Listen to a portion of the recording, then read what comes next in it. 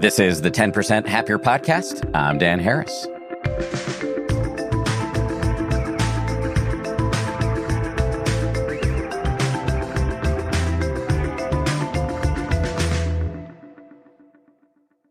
Hello, gang. One of the central themes in my life and in my work has been the balance between happiness and ambition.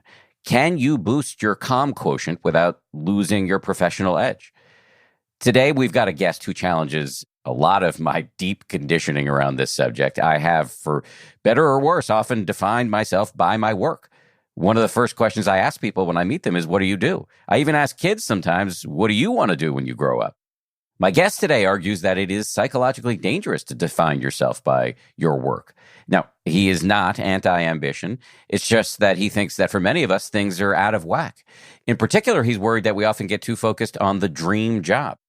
Simone Stolzoff is the author of a new book called The Good Enough Job. He's a writer, designer, and workplace expert from San Francisco. He is a former design lead at the global innovation firm IDEO and a graduate of Stanford and the University of Pennsylvania. We talk about his argument for diversifying our sources of what makes a meaningful life, how passion for your job should not be a stand-in for pay or security, and how to balance the pursuit of meaningful work without letting it take over your whole life.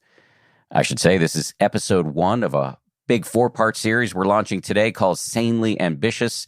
We thought Labor Day would be a good time to kick this thing off. Over the next 2 weeks, we've got episodes about how to integrate mindfulness into work and how to handle big emotions at the office and how to redefine success and more. I think you're going to like it. Hit me up on Twitter or via the 10% Happier website or the app with your feedback. I want to hear it. Unrelated, a little plug here. I want to put in a mention for a live event I'm doing outside of Denver at the Mile High Church on November 3rd. If you can't be there in person, you can watch the live stream. There's a link for tickets in the show notes. As you know, we're in the middle of a big series on work here on the podcast, which feels like a good time to point out that even if you love your job, you will experience stress. However, stress does not necessarily have to be a bad thing. It can actually be something you harness to your own advantage. To help you navigate stress this fall, we've taken one of our most popular courses from the 10% Happier app, a course called Stress Better, and we've turned it into a meditation challenge. You will learn from a renowned stress researcher at Columbia University, Professor Modupe Akinola, and from the amazing meditation teacher, Sebene Selassie. They'll teach you how to use stress to your advantage. It's a 7-day Stress Better challenge, and it kicks off on Monday, September 11th, and you can join over on the 10% Happier app right now. Every day, you'll get a short video followed by a free guided meditation to help you establish or reestablish your meditation habit. To join the Stress Better challenge, just download the 10% Happier app wherever you get your apps, or by visiting 10%.com. That's all one word spelled out. If you already have the app, just open it up and follow the instructions to join. If you're not already a 10% Happier subscriber, you can join us by starting a free trial that will give you access to the challenge along with everything else on the app. Simone Stolzoff, welcome to the show. Thanks, Dan. It's a pleasure to be here. It's a pleasure to have you here. So let me ask you a very basic question. Can you just lay out the basic thesis of your book? Yeah, I'd be happy to. Let's start with the title. The title is The Good Enough Job, and it's an allusion to this theory that was devised by this British pediatrician named Donald Winnicott in the mid-20th century. And so Winnicott was observing how there was this growing idolization of parenting. These British parents wanted to be the perfect parent and shield their kid from experiencing any sort of negative emotion or harm. And then when the kid inevitably felt frustrated or sad or angry, the parent took it extremely personally. They thought it was a reflection of their own shortcomings. And so Winnicott thought that approach that valued sufficiency as opposed to perfection would be better off for both the child and the parent. The child would learn to self-soothe and take care of some of their own problems, and the parent wouldn't lose themselves in their children's emotion. So obviously I'm making a direct parallel to the working world and the ways in which work and jobs have become idolized, particularly in the past 4 decades or so. And borrowing from Winnicott, arguing that an approach that values sufficiency, a good enough job, might actually benefit workers. Much like a a crying toddler, a job is not something that's always in our control. And so thinking about a job as good enough, a way to support the life that you want to live, as opposed to the central axis around which the rest of your life orbits, might be a formula for more fulfillment and happiness in the long run. So honest response to that is I completely agree with Winnicott on the good enough parent thing, having tried it for a couple of years and I love it, but constantly screwing up. On the good enough job, given my conditioning as, what Homo economicus or whatever, the hard-charging, ambitious, raised by hard-charging, ambitious people, surrounded by them, part of me hears that and thinks, oh, it's perfectly reasonable. And part of me here is like, oh, well, you're just giving up. Totally. Yeah. Even just looking at the title, you might think it's this like slacker manifesto, the good enough job, an excuse to sit on our couches. But in actuality, the thing that I like about the framework is that it's subjective. So you get to choose what good enough means to you. Perhaps it's a job that pays a certain wage. Perhaps it's a job that's in a certain industry, or a job that allows you to have a certain type of impact. Or maybe it's a job that gets off at a certain hour so that you could pick up your kids from school at 3:00. But, the other side of the good enough job is it's a foil to the dream job. This idea that there's this one perfect job out there that if you haven't found it, you can continue to search your whole life. And I think the argument that I'm making is about the value of diversifying our sources of identity and meaning. So much as an investor benefits from diversifying the sources of stocks in their portfolio, we too benefit from diversifying the sources of meaning and identity in our life. And thinking about a job as just one part of, but not the entirety of who we are, builds a much more stable foundation, even if you are ambitious or you want to do world-changing work. And I believe you draw the analogy to romance. I mean, many of us were raised with the idea of finding a soulmate, Tom Cruise saying, "You complete me," with string music swelling beneath, the dream partner, the dream spouse. But there are probably many people we could do the work of making a great life with. And you want to have more people in life than just your spouse to rely on. So you're not putting all the pressure on your identity as being part of that couple. And that diversification applies to work. Yeah, I think, Esther Perel has done some really awesome work on this topic. And she basically says that we're often looking to a single person to do the quote unquote job of an entire village. I think this is particularly true in the United States these days, with the decline of other sources of identity and meaning in people's lives, things like organized religion or neighborhood and community groups. So many Americans are turning to the place where they spend the majority of their time, the workplace, to fulfill all of these needs of belonging and community and identity and purpose. And I argue that this isn't necessarily a burden our jobs are designed to bear. I had not heard that argument, the organized religion argument, vis-a-vis work until I started preparing for this discussion with you. It's really interesting because we've seen so many fascinating consequences of the decline of organized religion, people turning to everything from SoulCycle to their local meditation parlor as a replacement. But yes, of course, work has to fall into that, and it becomes even more central to our lives in ways that can be unhealthy. Yeah, there's this colleague of mine at The Atlantic, Derek Thompson, who coined this term workism, which I think is so apt. And I remember the first time hearing about this term, it felt so resonant to me. Another Esther Perel quote is that too many of us bring the best of ourselves to work and bring the leftovers home.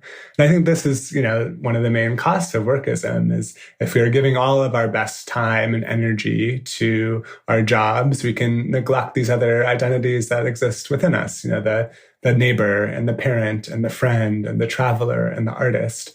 But I think there are another couple of risks that have really shown in the past few years in the pandemic.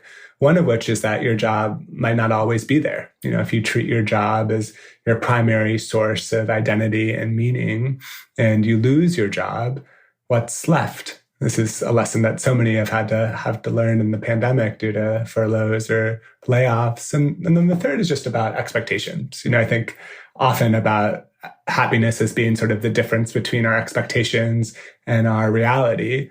And when we have these sky high expectations of looking to our jobs to deliver transcendence or self-actualization, it creates a lot of room underneath that for disappointment.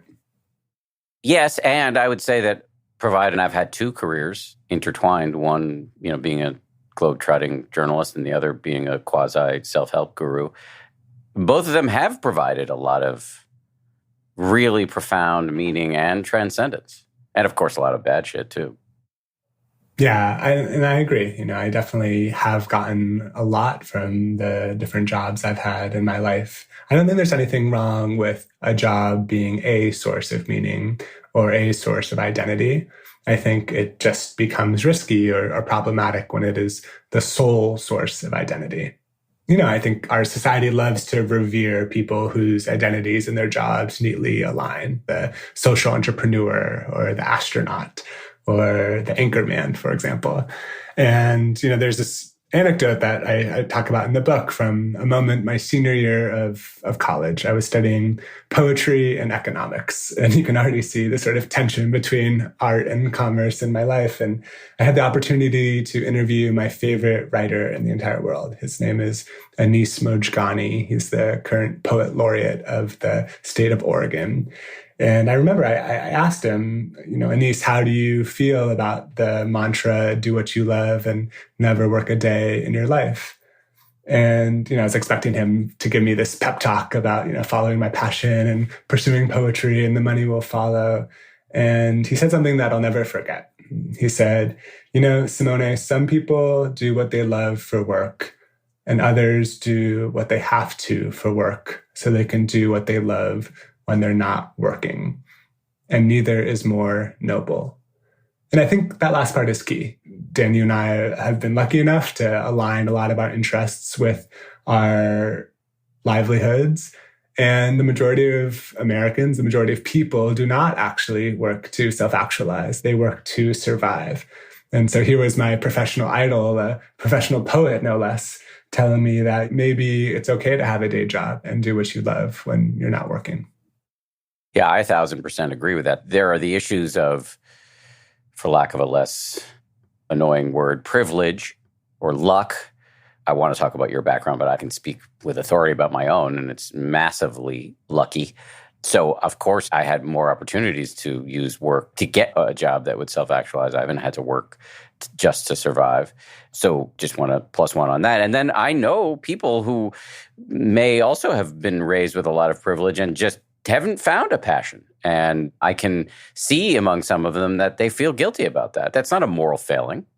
Yeah, particularly in the United States, you might think it is, in the way that we idolize work and the way that we treat CEOs like celebrities and plaster always do what you love on the walls of our co-working spaces. Here our self-worth and our productivity are so tightly bound that not finding a job where you can do what you love is often perceived either implicitly or explicitly as some sort of character flaw or some sort of moral shortcoming, when in actuality, that's just not the reality for the majority of workers. To go back to a few things you said earlier that I wanted to loop back to, you invoked Esther Perel, who's a friend and has been on the show many times. I love her. And she said something that definitely resonates with me, which is, and you repeated it, which is that, many of us bring our all or the best parts of ourselves to our work and everybody else gets the leftovers. But I'm just wondering, is it really zero sum? Is there no way to be awesome all the time? No, I don't think so. And I think, the research backs this up. It shows that people with greater, what researchers call self-complexity, tend to be, for example, more resilient in the face of adversity. This makes sense. If you are rising and falling solely based on your professional accomplishments and your boss says something disparaging, or you have a bad day at the office, it can very easily spill over into all the other facets of your life. But the research also shows that, people with more varied hobbies and interests outside of work tend to be more creative, more innovative, better problem solvers. And so I think they actually feed each other. It's not this zero-sum game. Either you're prioritizing work or you're prioritizing life. Often when we have a more diversified portfolio of meaning, there's sort of the business case to be made about the way in which it fuels our work life, in the same way that having jobs that are good enough allow us to be better parents and neighbors and siblings and citizens. And I think the natural inclination, especially right now in our world, is to either lionize or villainize work, to say that work sucks and we do it too much and our entire world is centered around it, or to say that, work is the only way that you can make a difference in the world. And if you haven't found your dream job, keep searching. And I think what I'm trying to advocate for is a middle path, for a way to treat our jobs as a way to support our vision of a life well lived, as opposed to the other way around. So what you concluded with was the idea that your thesis is nuanced and it's really up to us to make the decision, but we shouldn't be burdened by the notion inculcated into all of us, as you often point out, through this cultural tick we have of asking little kids what they want to be when they grow up, which I note to self, I guess I'm going to try to stop doing. I just want to acknowledge that I get your point, and I hope I'm regurgitating it with some semblance of accuracy. And I also just wanted to say that, this idea of having more stuff going on outside of work can actually help your work. It appeals to me as a dyed-in-the-wool optimizer, and it's been made to me by previous guests like Alex Sujung Kim Pang, who wrote a book called Rest, and he talked about how rest and work are two sides of the same coin. And by rest, he doesn't mean just napping. He means also active rest, hobbies. It could be for woodworking or hiking or exercise or whatever that will make you better at your job. Given my conditioning and personality, I find that to be a very compelling argument. Yeah, I totally agree. I think one of the things that we don't think about enough is the ways in which our jobs don't just take our best hours, but often our best energy too. And like the researcher you just mentioned, if we want to derive meaning in other aspects of our life, it might sound simplistic, but we have to do things other than work. And doing things requires time and energy. No offense to Netflix, but if we just work and then come home and try to turn off our brains and turn on the TV, we're not going to necessarily cultivate a more diverse identity portfolio. You're not going to find meaning from things in your life, like your relationships or your hobbies or your local community. These things are sort of like plants. They require time and attention in order to grow. And when we are intentional about investing in them in the same way that we might invest in our careers, we're much more likely to be fulfilled. Note to the listener, we are going to talk about what practical steps you can take to broaden your identity in this way, but let's just stay at a higher level for a few more minutes. Just out of curiosity, should we and have you stopped asking kids what they want to be when they grow up? Yeah, I'm at a phase in my life where I'm not surrounded by too many youngsters right now. But I think the sort of adult equivalent is the cocktail party line of, so what do you do? And I think in many ways, it's so indicative of our work-centric culture that we ask people to define themselves based on their job titles. And so I have a little hack that I've been using recently, which is instead of asking people, what do you do, trying to insert two little words into that canonical piece of small talk and ask people, what do you like to do? And I think just that subtle shift can help people define themselves on their own terms. Allow them to define themselves based on how they spend their time or where they find meaning in their life, and not just this sort of classist question of, okay, I'm going to size you up based on your industry and your job title. And maybe the tacit assumption is that I'm looking around to see if there's anyone else that might be more worthy of my time to speak with. I'm guilty of all of that. And I do often find it's interesting and telling what people have chosen to do for work. Yeah, me too. And it's a large part of our days. And I don't think there's anything wrong with talking about our careers, or I don't think we need sort of no work zones. But I do think that for certain circles, it can be a question that puts an undue burden on the respondent to have a sexy or cool or mission-driven job for that exact reason, just to be perceived as worthy in the eyes of the people around them. So a tweak would be just, what are you up to? What are you into these days? What are you interested in? How do you spend your time? Yeah, exactly. I think I spoke with a lot of people for the book who had some sort of inciting incident in their life, like a layoff or like having a kid or like having a health scare that really put things in perspective for them, but made answering the question, what do you do, cause for a nervous breakdown. It can really send you for an existential loop. But I think the sort of silver lining of some of these big life events where you're forced to prioritize something other than work is that they allow you to define yourself on your own terms. I'm thinking specifically about this one woman, Liz, who I interviewed for the book, who was your typical sort of type A ambitious striver. She went to an Ivy League college and she both swam and was on the water polo team, and then graduated and did Teach for America, another sort of career path where identity and jobs are often conflated. And it was through her working life when she was working 60, 70-hour weeks that she inflamed her nervous system. She became immunocompromised with a chronic illness. And she went from, swimming 6 hours a day to her mom spoon feeding her chicken soup in her bed. And she had once, derived so much identity and self-worth from her productivity, and her productivity was no longer in her control.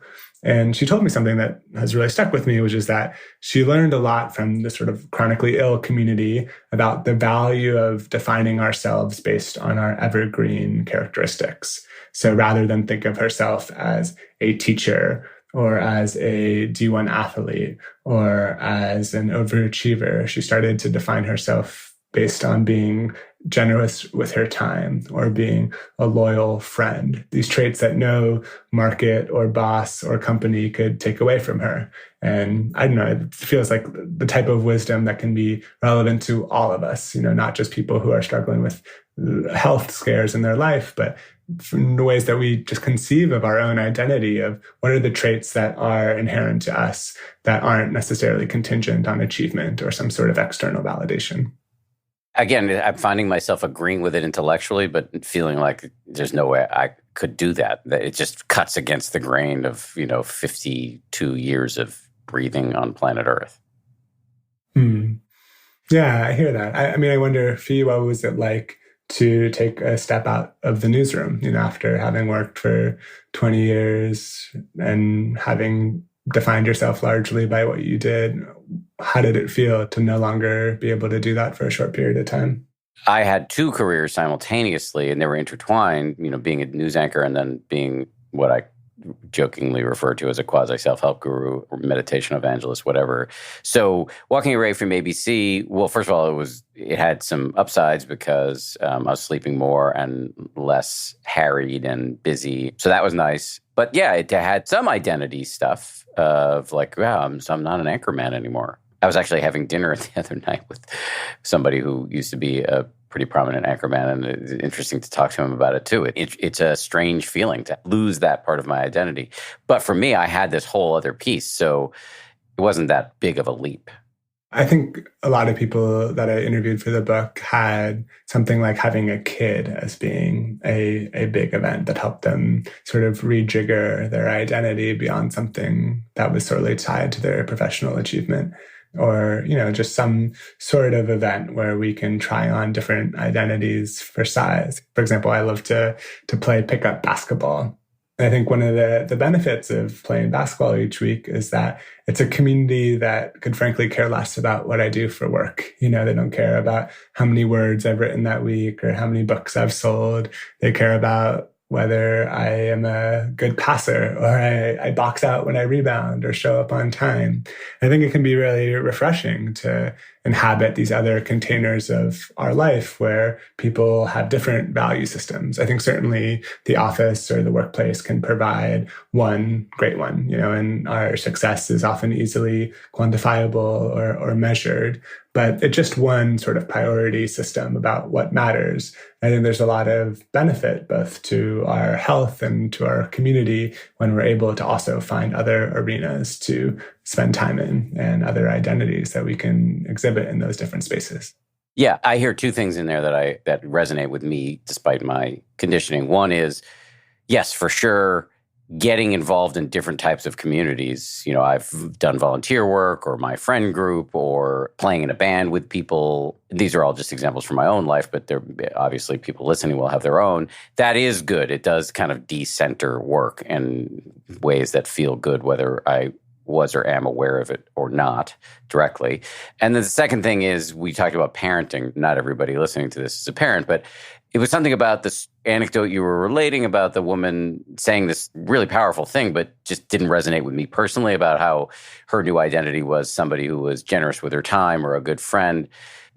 Maybe I'm neither of those things, and that's why it didn't land. But being a dad, that definitely lands for me. Yeah, and I think like one of the things in writing a book like this is it's hard to be prescriptive with one-size-fits-all solutions. Obviously I can't tell you from my desk here in San Francisco what other identities are important to you or what parts of your non-work self are worth investing in. And I think that's a choice that we all have to make, to think about what are the other values that we have and what are ways in which we are dedicating our time and our energy and our attention to those values. And I think, becoming a dad is a great forcing function to have to introspect and ask some of those questions.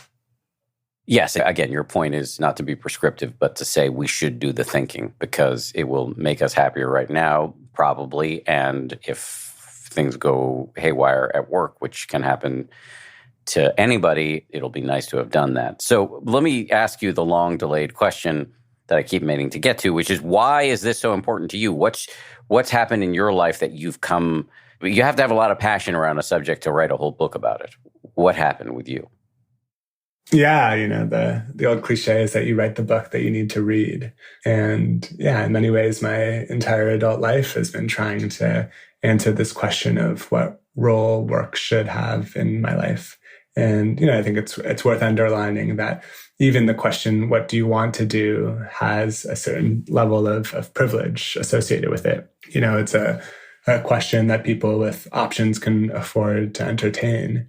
And thankfully, I grew up with some options. Coming out of college, I was looking primarily for a job that could be the greatest reflection of myself and my personality and my interests. And so I played Goldilocks with careers. I worked in tech for a few years, and then I worked in advertising, and I worked in journalism and as a magazine reporter. And that's when it really came to a head. There was this moment in my career where I was about 28 or 29. I was writing for a magazine in New York, and a recruiter reached out to me about a job offer at a design agency based in San Francisco, in my hometown. And on one hand, it's like, oh, the agony of deciding between two attractive job offers, woe is me. But maybe some of our listeners have been at a similar sort of career crossroads. It didn't feel like I was choosing between two jobs as much as it felt like I was choosing between two versions of me. And it really sent me for an existential loop. I was pretty insufferable at the time, going through my own little existential crisis about who I was and asking a lot of questions about, how did my job and my identity become so entwined? And I knew I wasn't the only one. So that was sort of the kind of first kernel that led to this multi-year research project of questioning, how did work come to be so central to American, in particular, Americans' identities and sources of meaning? And if your last name is Baker or Miller, you might think that conflating who you are and what you do is nothing new. But I do think over the past 40 or 50 years, there have been a few trends that have really exacerbated this movement towards work centricity. There are political factors, for example, the way in which we tie healthcare to employment in this country, or we tie, if you're an immigrant, your ability to stay in this country to your employment status. There are economic factors for people at the lower end of the income spectrum. With stagnant wages, people have had to work more just to buy the same loaf of bread, whereas people on the other side of the spectrum have been able to consolidate more wealth with the more hours they work. But the one that I really focus on is this kind of cultural factor, this subjective value that we place on work in this country, and how the decline of some of these other institutions that once brought us meaning and identity have led us to the place we are at today.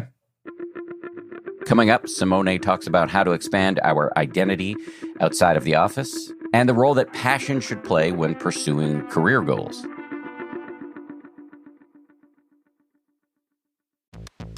Science shows that quality sleep helps improve your mental, emotional, physical, and relationship health. If you find yourself waking up tired, here are some tips to help you sleep your best. Tip 1, to recover from tough workouts, the Sleep Number smart bed can help you get the quality sleep you need to recover faster.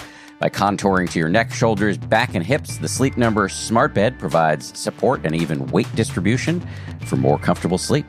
And did you know that 8 out of 10 couples prefer a different mattress firmness than their partner? Sleep Number smart beds let you choose your ideal firmness on each side and then automatically respond to your individual movements throughout the night to keep you both sleeping comfortably. Sleep next level. Unlock your unique potential with a smart bed that can perform as well as you. And now don't miss Sleep Number's biggest sale of the year, where all beds are on sale. Save 50% on the Sleep Number limited edition smart bed, plus special financing for a limited time, only at Sleep Number stores or sleepnumber.com. See store for details. Most of us have subscriptions for everything these days, from streaming services to fitness programs, and sometimes it really does feel kind of impossible to keep tabs on what you're paying for every month. That is one of the many reasons why I've become a fan of an app called Rocket Money. I recently got a trial subscription, and I've been playing around with this app, and it does so much stuff. It helps you find subscriptions that you've been paying for and not using, which is great. It can help you start and maintain a budget. Lots of stuff that I personally need help with, and it does it all with a great interface. It's super easy to use. Rocket Money is a personal finance app that helps you find and cancel your unwanted subscriptions. It monitors your spending and helps you lower your bills all in one place. With Rocket Money, you can easily cancel the subscriptions you don't want with just the press of a button. No more long hold times or annoying emails with customer service. Rocket Money does all the work for you.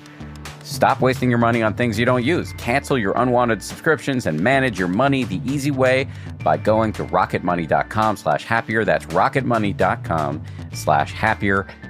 rocketmoney.com/happier.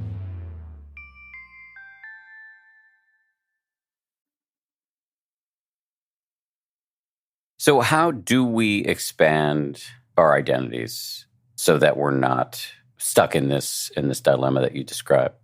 Yeah, I think the simplest way to do so is sort of 2 steps. The first is carving out space in your days, in your weeks, where working is not an option. I think particularly for knowledge workers, where we have sort of offices in our pockets, we're always one swipe away from being back on the clock. Work has become extremely leaky. We're all sort of like sharks sleeping with one eye open on our emails or on our work tasks.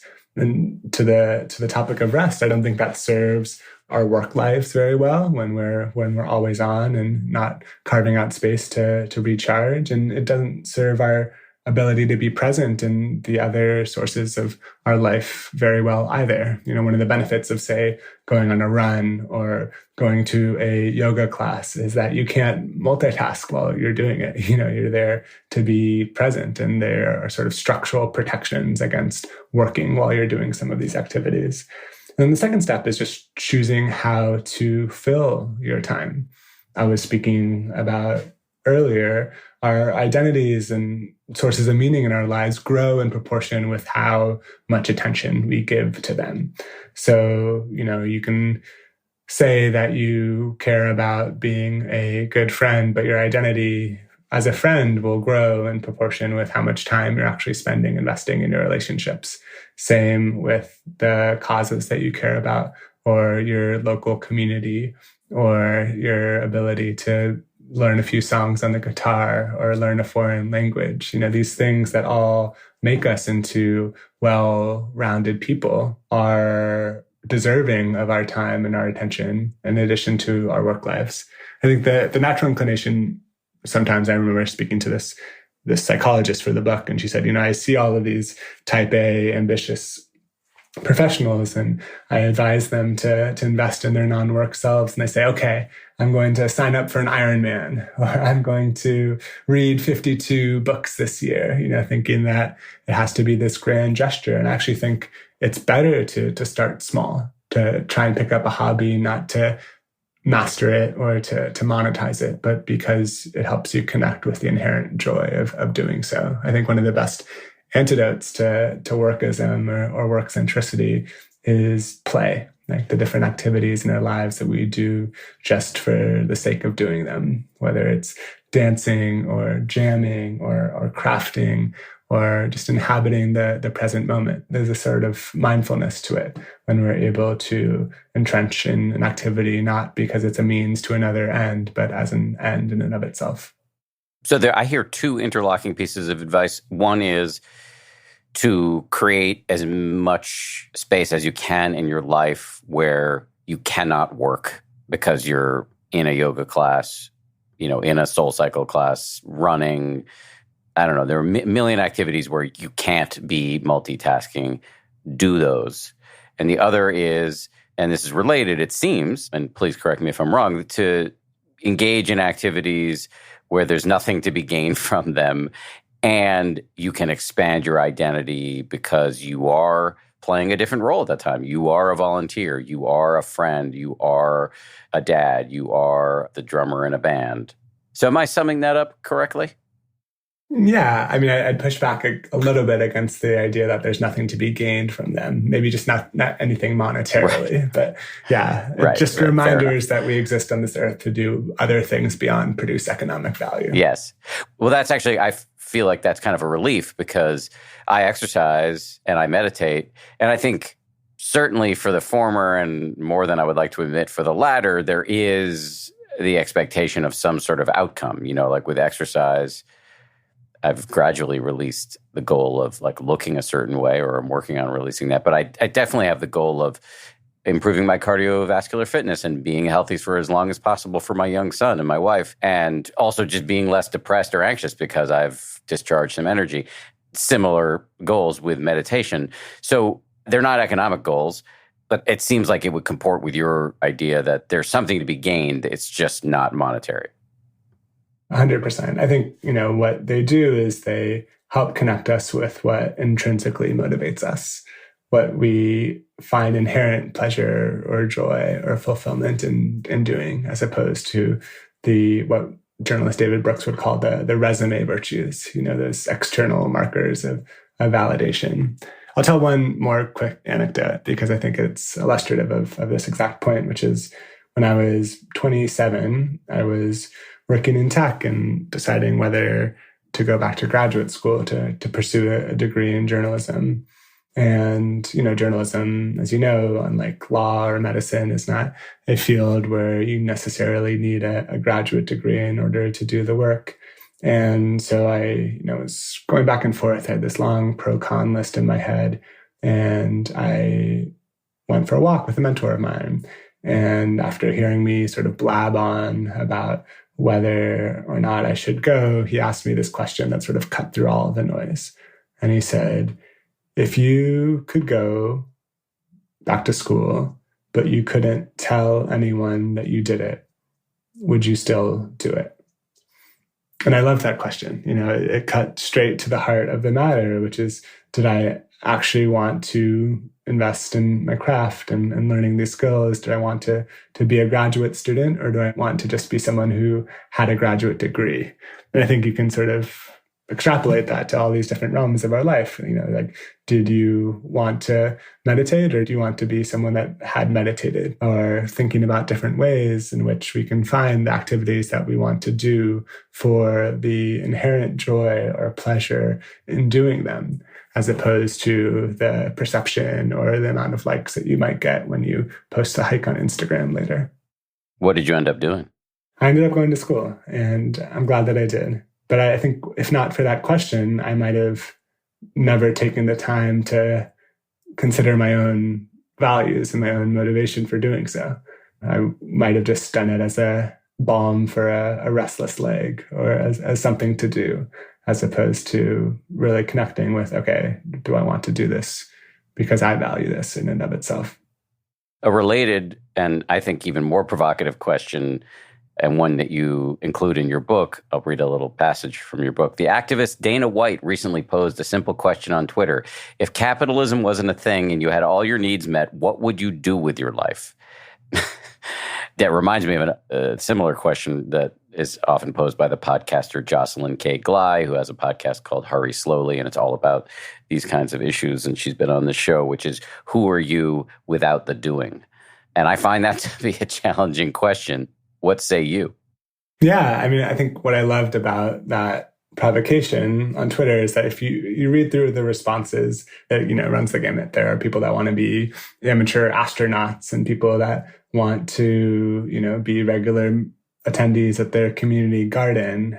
But I think what stood out for me was that, work is not absent of people's responses. I think there is an inherent drive to want to contribute to something larger than yourself, to want to invest your time and your energy in creation or producing something. But it shows that without some of those pressures to always be doing, it can help us connect with the why of the doing beyond just a way to make a buck. And so, I think for me, I feel incredibly lucky to have found a line of work in writing that is something that I would probably do if I weren't paid to do it as well, and to have aligned my way of making money with my personal interests. But I think the beauty of that question is that it shows, and what we found out during the pandemic, which is that just with a modicum of social support, with a less frayed social safety net, people were able to make decisions to leave jobs that weren't good enough for them and find more alignment in the work that they were doing. We saw this on a large scale. And so I think that was sort of my takeaway, is that when we are able to decouple our basic human needs from our survival, we are able to think more expansively about the possibilities ahead of us. Yeah, you, in the end of that passage, just to give that passage its due, after the Dana White question, you wrote, perhaps my favorite response was, I'd keep doing exactly what I'm doing with less worry, frustration, and trauma about money. Then you go on to say it's notable that people's visions didn't exclude labor, and you touched on that in your response, but removing it as a prerequisite for survival expanded how they conceived of what's possible. Yes, so I think that's probably true for me. I'd probably keep doing what I do, but I'd probably do a little less of it, and maybe add in a bunch of other things.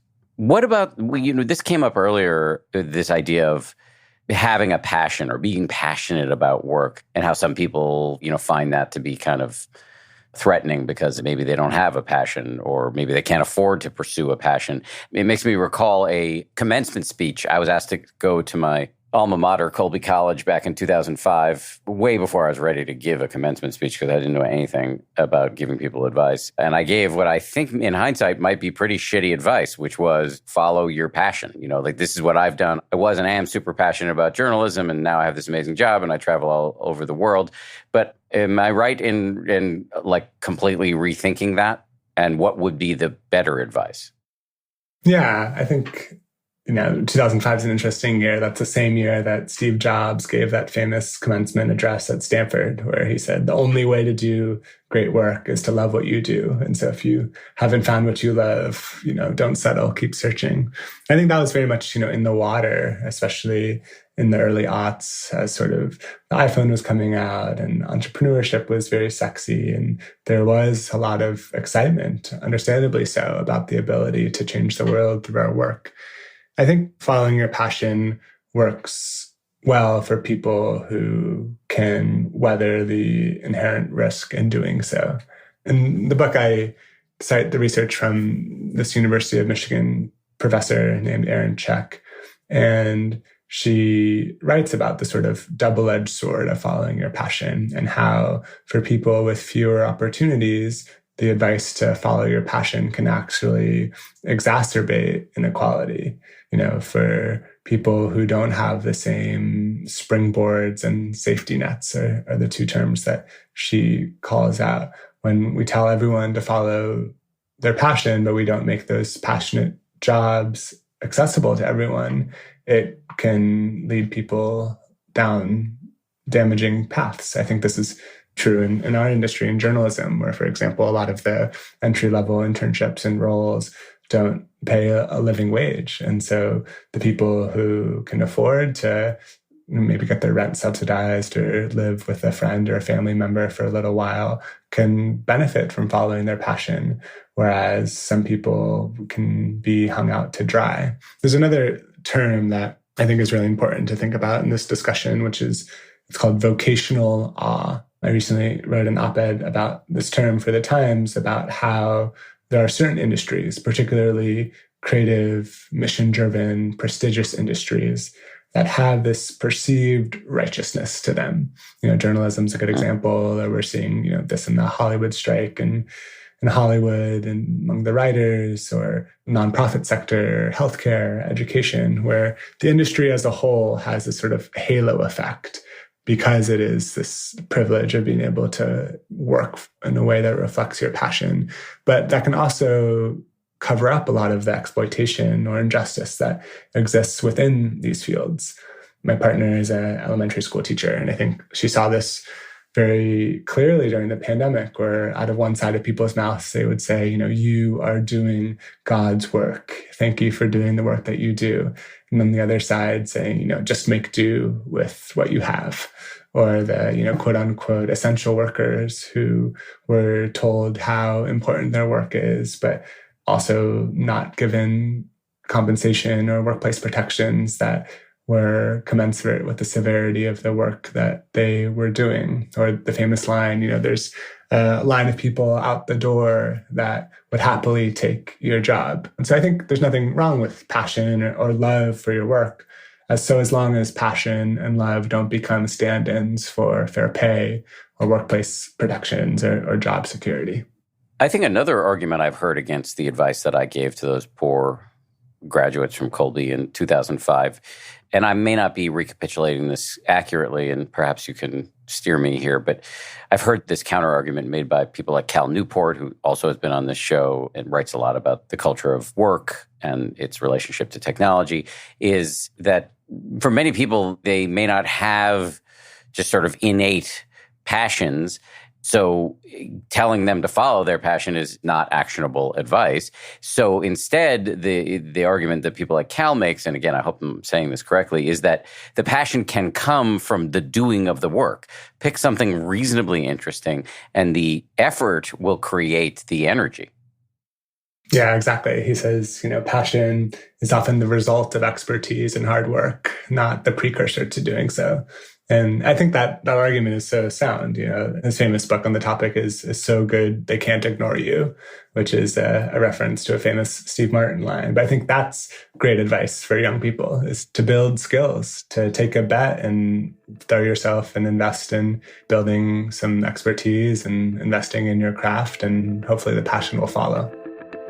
Coming up, Simone talks about how to define your good enough job, why work cannot be your family, and his take on some hot-button workplace issues such as remote work, unlimited vacation, and other so-called perks.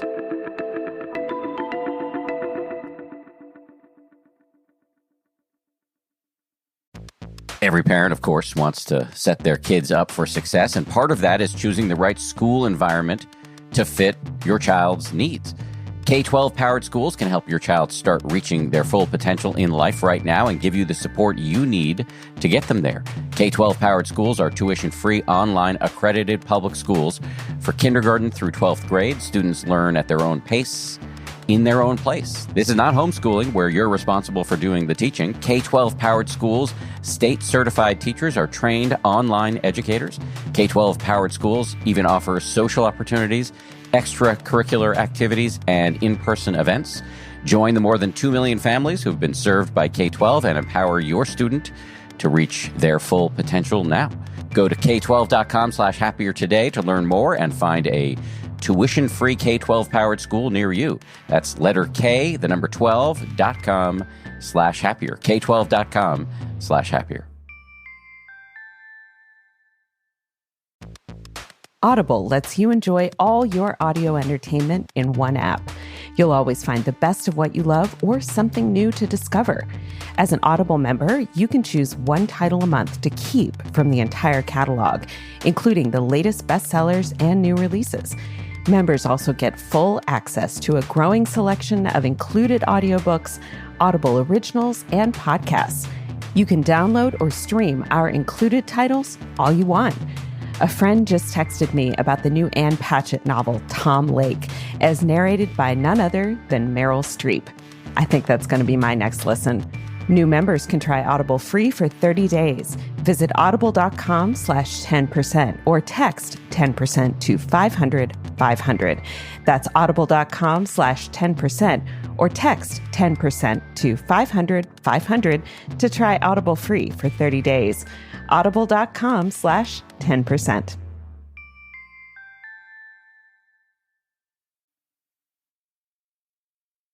How can we start to think about what our definition is for good enough, what our definition is for success?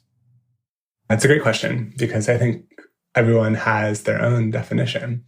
I think there are circumstantial factors. For example, if you want to live in New York City, you are going to have to earn a certain wage. You can't say that your good enough job pays $10 an hour and that you want to live on the 39th floor of a Manhattan apartment building. So I think there's like some factors that take into account the sort of ideal life that you want to lead. I think there are things that are based on just your material needs. No delusions here. We live in the material world, and in order to pay for your material existence, there are things that your job must provide. And then there are other things that are based on your values. I think values can kind of be a squishy word, but for me, there are many different ways to uncover what you uniquely care about. There are card sorts and journaling. But I think my favorite is just a narrative approach of thinking about what is a time in your work life where you felt like you really got to show up in the way that you wanted. Maybe it's not the shiniest or sparkliest moment. It's not necessarily when you got the promotion or landed the job, but what is sort of a very specific time where you were able to be the type of person that you wanted to be in a work environment. And then break it down, think about what are the component parts that led to it. Were you collaborating with others? What was the type of environment you were in? Was it protected from distractions? Were you doing creative work? Were you doing more operational work? What were the factors in your life outside of it? And then really get to drill down into what matters to you. Because I think right now, the inclination is just to use what the market values as a proxy for what to care about. The job that pays the most or has the most prestigious job title. And I'll tell you firsthand, for many of the people that were quote unquote successful that I interviewed for the book, many of them, spent their lives climbing up career ladders that they later found out that they didn't actually want to be on, or playing a game that they didn't actually hope to win. So I think that's the balance. We need to hold what the world values in one hand and what you value in the other hand, and try and find work at their intersection. Because I think there's risks at either end of the spectrum. So we want to pick up a representative moment or two from our work lives where we really felt like this is awesome, and see if we can have a work life going forward that includes as much of that as possible, while also thinking about the realities of the market. Yeah, I think it goes back to that idea we spoke about earlier, that some people, do what they love for work and other people do what they have to for work and do what they love when they're not working. And so I advise people to start with their vision of a life well lived. Think about, what does success look like? Where are you living? What are you doing? And then think about how your job might be able to support that vision. I think there's a lot of kind of prescriptive, one-size-fits-all advice, especially in the career realm. There's distinctions between different types of workers, different types of priorities, different types of treating work as more of a means to an end or an end in of itself, and trying to get clear on what your priorities are at this moment, and knowing that work has a natural season to it. Maybe there will be seasons where you're doing more prioritizing your career, and other seasons where you're doing more prioritizing your life outside of work. And hopefully they can both balance each other out. One of the things that people look for in a job is coworkers they like. And you make a case in the book that, work cannot be your family. Can you say more about that? Yeah, it's one of those axioms that we throw around a lot of, we're like family here. And, I don't blame employers for wanting to promote that type of ethos. People who feel connected to their coworkers tend to stay at jobs longer. They tend to be more engaged in their actual work. But I think it's really important to make a distinction between what a family is and what a workplace is. First and foremost, I don't know about you, but most of the families I know are pretty dysfunctional. I don't know if we'd want to aspire to create workplaces in their image. But I think there are some fundamental differences. And especially recently, we found this out, where the loyalty to a company's bottom line will almost always trump the loyalty to its people. The expectation in family is that the love is unconditional, where in a workplace setting, employment by definition is conditional.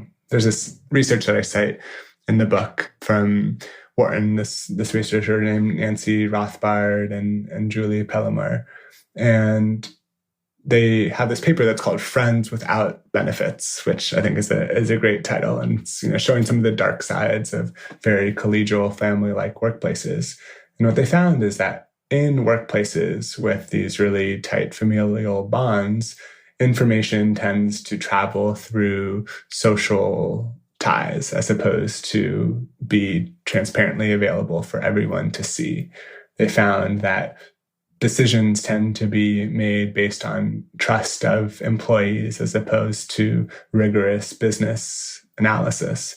And I think it's worth pointing out that even if the workplace might feel like family to some, there are probably others who don't feel the same way. And so in the book, I advocate for a more transactional approach to work, which might sound crass, especially because we're told jobs are meant to be callings and passions and vocations. But I think that employers already treat work transactionally. They hire employees who add value and fire employees who do not. And I think the more clear-headed we can be about that, the better. And so if you're an employee thinking about what is your end of the bargain, what is the economic contract that you're entering into? And although you might form close bonds and relationships with your coworkers, ensuring that that's not your only source of community in your life. In terms of what has become a massive problem for many people, overwork and burnout, what do you recommend that we haven't already discussed? I think when it comes to burnout, a lot of times we put the onus on the individual. We say things like, practice self-care this weekend or set a boundary. But in actuality, I think the onus ought to fall on employers, on the managers and bosses who are equipped with the tools to actually enact the sort of structural protections that keep people from going off the rails. A colleague, Anne Helen Peterson, has this great distinction between the difference between a boundary and a guardrail. And so you think about, the road, the boundaries are sort of the lines that separate one lane from another, whereas the guardrails are the metal barriers, the things that prevent you from driving off the cliff. And I think companies are really best positioned to enact some of those structural protections. So I'm really inspired by companies that have, say, norms about when they are on and offline, or have really clear cultures that prioritize people being able to take time off and protect their physical and mental health outside of the office.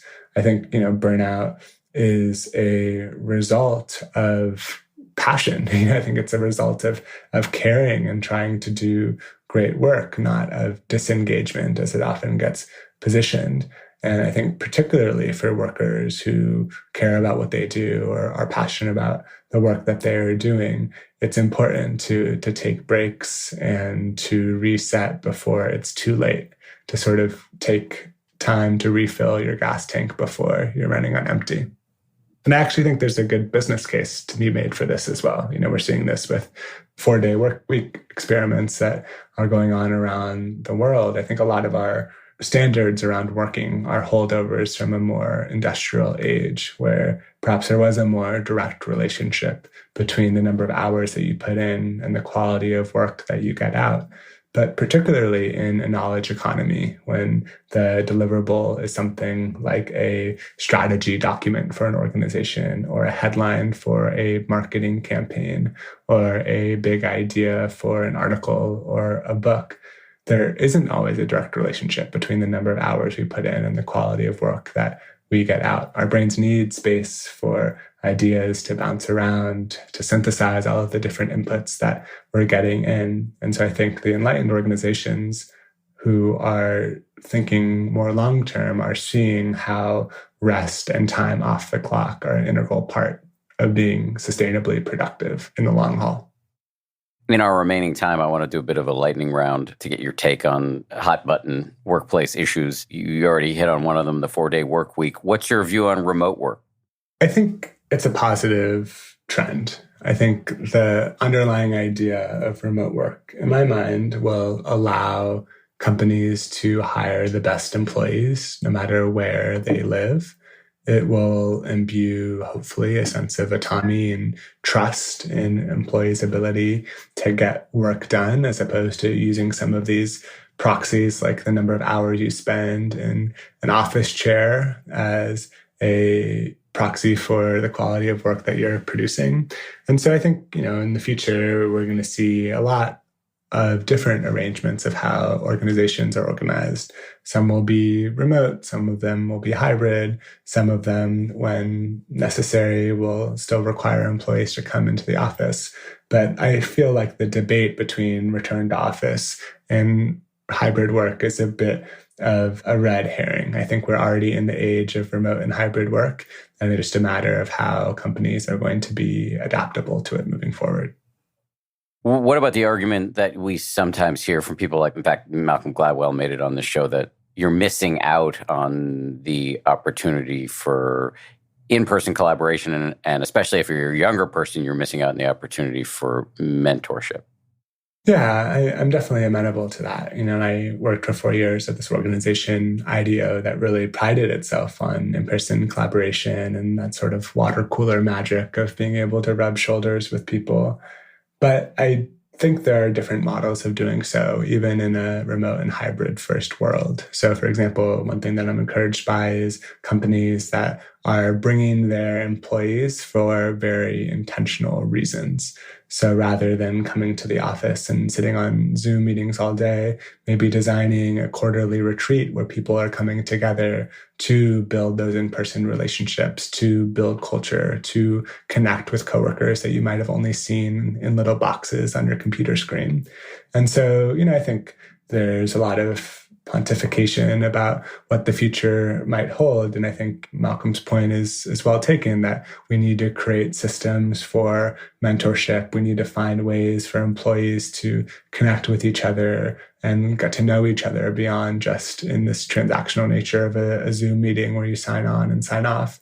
But I don't think that in-person is the only path to doing so. I think it's just a matter of companies being intentional about the ways in which they design these programs to work well for everyone. Just to say, my little podcast team is on the eve of our in-person summit, which begins tomorrow morning. Well, It won't be tomorrow morning for people listening to this, but it's tomorrow morning for me and you. Okay, speaking of Zoom, what do you think about Zoom happy hours? I'm not the biggest fan of Zoom happy hours. I'll sort of bring together two hot trends, which is the art of gathering, Priya Parker's work, and this digital toolification of so much of work. And I think unless the gathering has a purpose and a host and some intention behind it, it's going to waste a lot of different people's times. And I think there are different ways, either synchronously or asynchronously, to build culture beyond having people sort of cosplaying what it's like to be in person with their cocktails in their living room. What about unlimited vacation policies? Yeah, I think this is one that definitely cuts both ways. And there's been a lot of research that shows that many companies with unlimited PTO actually leads to employees taking less time off than the other way around. I'll propose an alternative, which is minimum vacation policies. There are a few companies out there that require their employees to take time off. And I think that's the type of structural protection working well, when employers are really encouraging employees to get out and invest in something other than their work lives. What about policies that make salary transparent within the company so everybody knows what everybody else is making? I think that's a positive direction. And just in transparency in general, I think is often a good thing in the workplace, especially when it comes to mitigating some of the racial and gender bias that we see with workers who are doing similar types of work but getting paid vastly different salaries. We'll see. I mean, I think since some of these laws have been passed in New York and elsewhere around job descriptions with transparent salaries, companies are sort of finding the way around and saying, okay, the range for this role is, $70,000 to $700,000. And I think we've sort of swung the pendulum on one way, and it'll continue to be refined moving forward. But in general, I think paid transparency is a good thing. Best and worst office perks. This is where we bash on the beanbag chairs and the ping pong tables. I think the best office perk is, this is going to sound like a quasi self-help guru, I guess. But I think the best office perk is trust, is the ability to instill a level of autonomy in your employees to get their work done when and how they see fit. And I think that the companies who are doing this well, of creating systems where they have standards of excellence, they have expectations around when work should be turned in, but they really trust their employees to get that work done in the way they see fit, are going to succeed and have a competitive advantage moving forward. I think the worst office perk, I think there are a lot of the ones in my backyard in Silicon Valley, like the on-campus dinners, or the ability to go to the gym or do your dry cleaning at work, that are sort of purportedly perks, but the companies are really the true beneficiaries. And I think particularly with young people who might not have many things going on in their life outside of work, they can be dangerous. They can lure employees to center their whole lives around the office and keep them at the office late when they don't necessarily have to be. And that can come at the expense of our ability to invest in our communities, to find communities and friends outside of work, and to live more well-rounded lives. Bringing your full self to work, yay or nay? This is often the hottest of the hot button issues. I don't think it should be a mandate, but I think people's full selves should be accepted if the individual chooses to present them. I've been to too many Zoom happy hours with very personal icebreaker questions that feel like they're crossing a line between what people should be expected to share in a professional setting. And at the same time, I think bringing your full self, quote unquote, to work works best for people who feel like they're already part of the in-group or the majority. And maybe people want to have a different persona in the workplace that they do outside of the workplace, and there should be nothing wrong with that. Having a side hustle. I don't think there's anything inherently wrong with having a side hustle. One thing that I've noticed in my research is a lot of people think about it as a hedge against economic precarity if they're able to make some money on the side.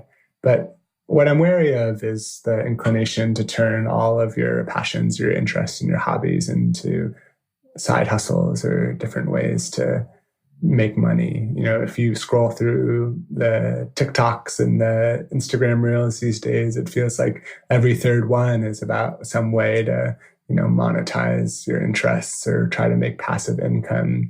And I think that can be dangerous, especially for young people who are trying to build their careers. If you are always thinking about your side hustles and your monetization schemes, it can make it very hard to be off the clock.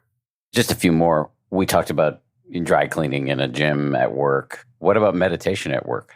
Yeah, this is maybe more in your realm of expertise than mine. I think similar to bringing your whole self, I think it's nice when it's an option, and I think it's paternalistic when it's a mandate. So I think that offices that have meditation rooms or yoga studios or support employees who want to do some mindfulness before work can be a great option as long as it's not shoved down employees' throats. I think it can certainly help work. I have a regular meditation practice that I attribute a lot of my ability to focus and to be compassionate in the workplace to that personal practice, but it works for me. And I don't think that it needs to necessarily be something that we are bringing too much spirituality into the workplace in a way that makes people do things that they don't feel comfortable doing themselves.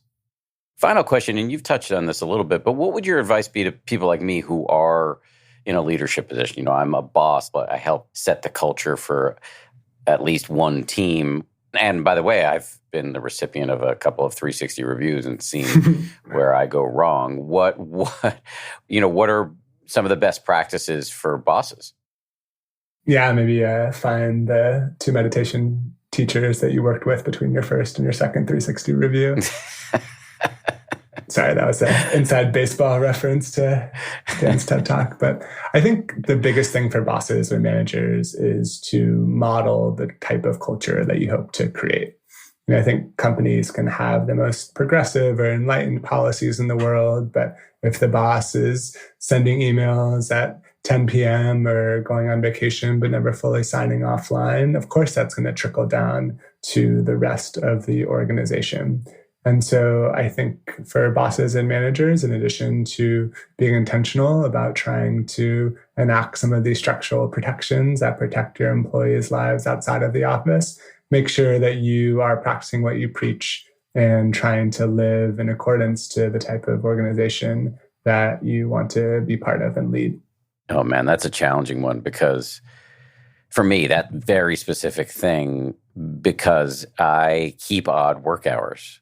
And I like to integrate lots of relaxation into my day. And so sometimes I very often get a bunch of work done on Saturday. That's because I often don't work what many would consider a full work day on Monday through Friday.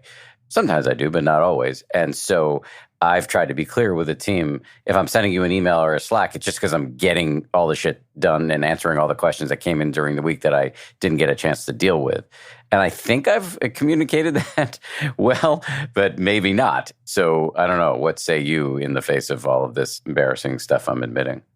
No, I don't think it's embarrassing. I think it's very natural. I wonder if you might be able to use some of these send later tools that Slack and Gmail, for example, have, so that even if you're doing the work on a Saturday, you can schedule it to be sent on 9 a.m. on Monday. I think there's this former editor-in-chief of Wired, Megan Greenwell, who I have a whole chapter of the book dedicated to. And she told me about in the early days of being sort of at the top of the masthead, how she wanted to be always available. And so her little green dot next to her name on Slack was almost always available for people to reach out to. And she thought this was like a method of being accessible to her employees. And she made it very clear, like you did, that even if I'm always available or if I'm answering things on the weekends, it doesn't mean that you have to.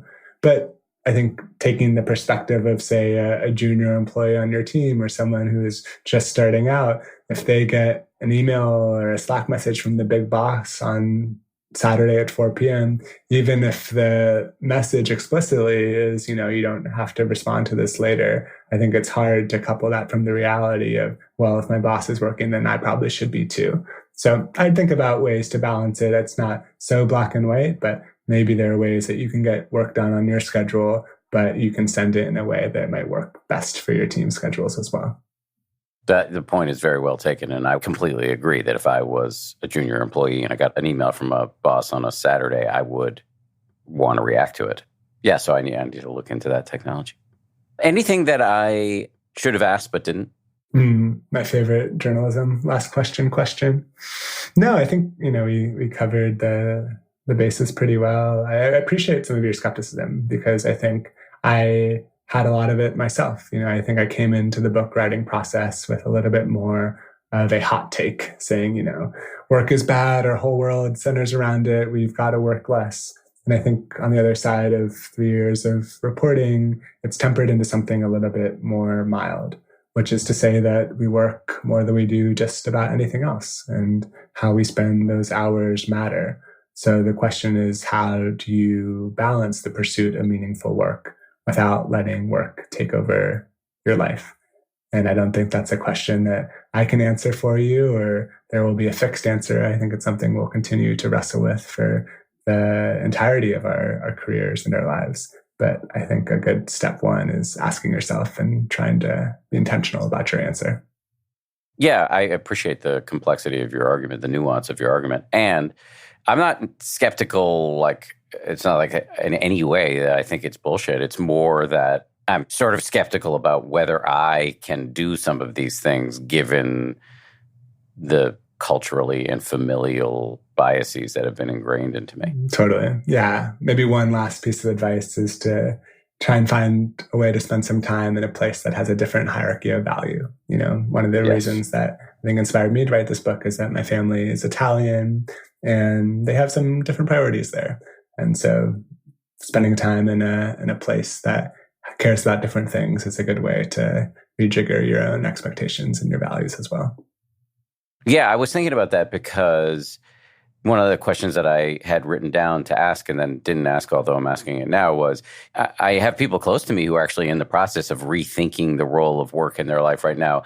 And they and I are still embedded in a larger social structure. And I'm not just talking about the larger culture. I mean, just like our little social world, our little community, where pretty much everybody else has the old values. And, it's hard. I think one is naturally deeply influenced by the people in your world. I mean, one route is to just change the people in your world, but it's not always easy to do.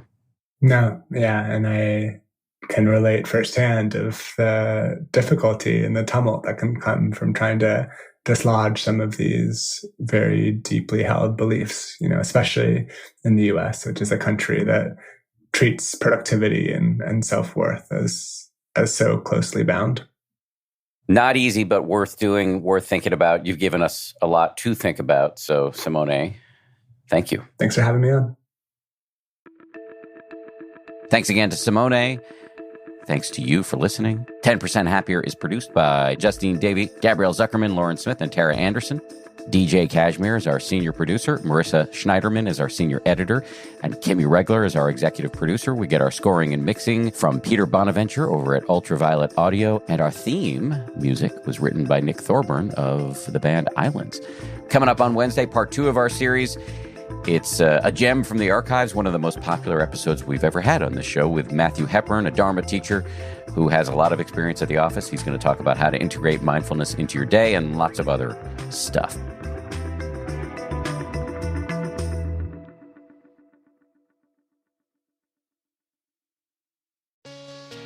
Hey, Prime members. You can listen to 10% Happier early and ad-free on Amazon Music. Download the Amazon Music app today. Or you can listen early and ad-free with Wondery Plus in Apple Podcasts. Before you go, do us a solid and tell us all about yourself by completing a short survey at Wondery.com/survey. When we think of sports stories, we tend to think of tales of epic on-the-field glory. But the new podcast, Sports Explains the World, brings you some of the wildest and most surprising sports stories you've never heard. Like the teenager who wrote a fake Wikipedia page for a young athlete and then watched as a real team fell for his prank. Diving into his Wikipedia page, we turned 3 career goals into 11 and added 20 new assists for good measure. Figures that nobody would, or should, have believed. And the mysterious secret of a U.S. Olympic superstar killed at the peak of his career. Was it an accident? Did the police screw up the investigation? It was all so nebulous. Each week, Sports Explains the World goes beyond leagues and stats to share stories that will redefine your understanding of sports and their impact on the world. Listen to Sports Explains the World on the Wondery app or wherever you get your podcasts. You can listen to Sports Explains the World early and ad-free on Wondery Plus. I want you to picture Steve Jobs tinkering with a computer in his garage, Walt Disney drawing cartoons for his high school newspaper. Every big moment starts with a big dream, but what happens when that dream turns out to be an even bigger failure? Each week on Wondery's new podcast, The Big Flop, host Misha Brown is joined by different comedians to chronicle some of the biggest failures and blunders in pop culture history. Each episode will have you thinking, why in the world did this get made? From box office flops like Cats the movie, to Action Park, New Jersey's infamous theme park that had countless injuries, many lawsuits, and rides so wild it became known as Class Action Park. Or Quibi, that short-form video platform with an even shorter lifespan. It's a story of a spectacular failure with lots of surprises along the way. Enjoy The Big Flop on the Wondery app or wherever you get your podcasts. You can listen to The Big Flop early and ad-free on Wondery Plus. Get started with your free trial at Wondery.com/plus.